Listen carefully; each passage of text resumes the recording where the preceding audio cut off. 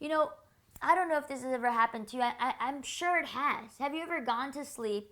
You know, your husband and wife, you guys are there laying next to each other, but you feel so distant.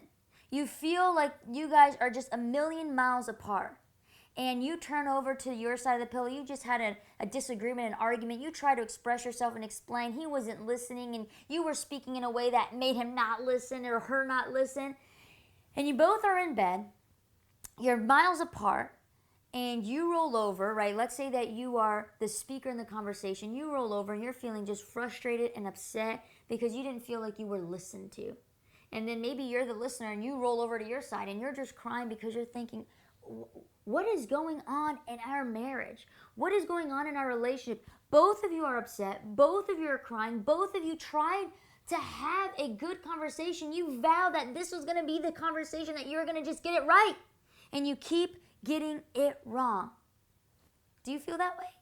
If you do, don't worry. This is what I'm here for. I'm here to help. It's something that the couples in abundant marriage were doing, they no longer do.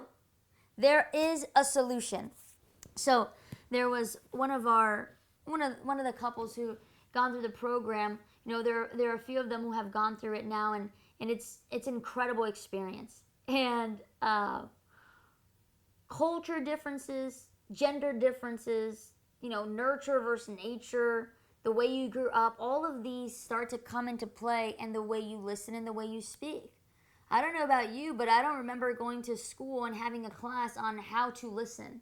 No one teaches us really how to listen. And it's such a tool, such an important tool. And one of the husbands was telling the wife how growing up he had a really tough time, that he really struggled, that he was emotionally abused, at times physically abused. And the wife says, well, I think you're old enough by now. I think you just need to get over it.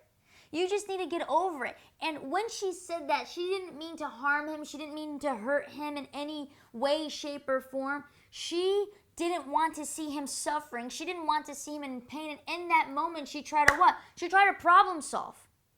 Or maybe, like my other couple, you know, the wife comes home, she's had a stressful day at work, she's complaining about her boss, and the husband goes, listen, honey, maybe you should just quit.